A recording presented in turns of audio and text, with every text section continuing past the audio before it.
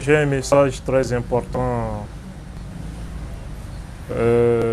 à adresser à la communauté internationale. Le message que j'ai à passer aujourd'hui mérite d'être entendu et compris par l'essentiel de la population mondiale.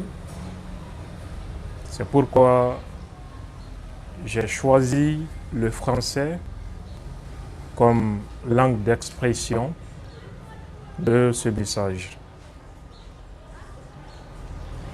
I would have liked to have spoken in English so as to be understood by everyone. But unfortunately, my level doesn't allow me to express myself today in English. I want to just say that my level in English doesn't allow me to say everything I have in my heart. Donc, this is why I prefer express myself in French so as to be clear for all. Je vois que mon pays, le Mali, fait l'objet de convoitises, si je peux m'exprimer ainsi. Le Mali, depuis 2012, avec l'occupation de 2 tiers du territoire par des hordes terroristes et des groupes irrédentistes, quelquefois appuyés par certaines puissances extérieures. Ce pays, le Mali, semble devenir un champ de bataille diplomatique pour plusieurs pays. Mais le cas qui nous intéresse le plus dans cette vidéo est l'extension du problème algéro-marocain sur les territoires maliens. Vous savez que le Mali relève de la sphère d'influence de l'Algérie. Le rôle régional de l'Algérie est connu de tous, une puissance militaire et économique. Vous vous rappelez que la plupart des crises au nord du Mali ont trouvé leur dénouement à Alger.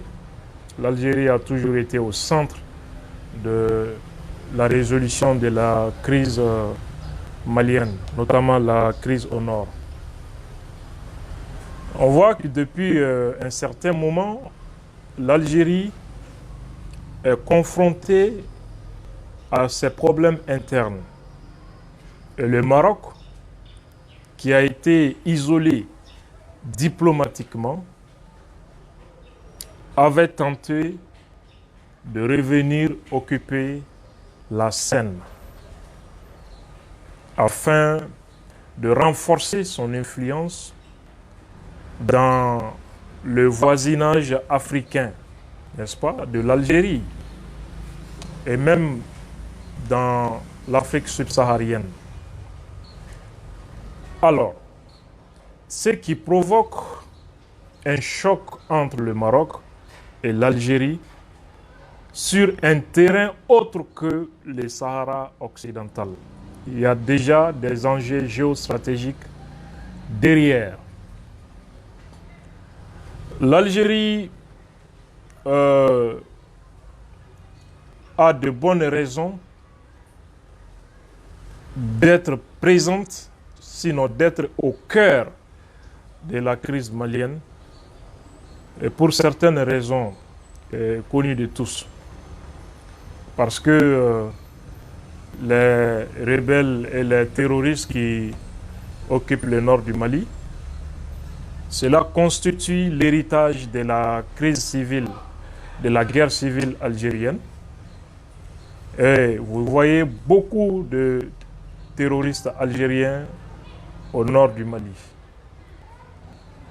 Donc, l'Algérie a de bonnes raisons de s'impliquer dans cette crise.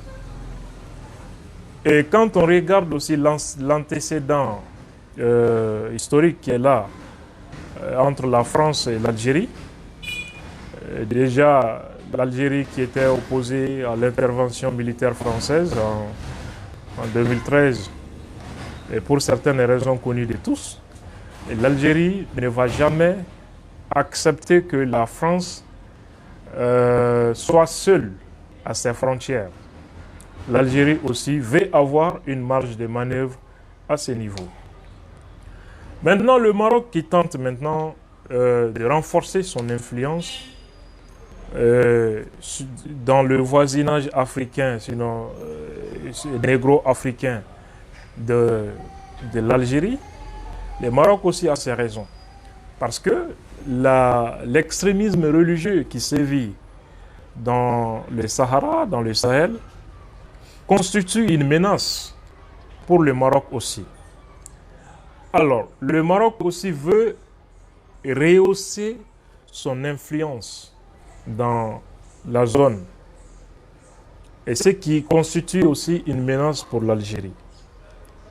Voilà les deux diplomaties qui s'affrontent autour de la crise malienne, avec des conséquences dramatiques sur la paix et la stabilité du Mali. C'est clair et connu de tous. Le Maroc a adopté une stratégie qui constitue, comment dirais-je, à former un modèle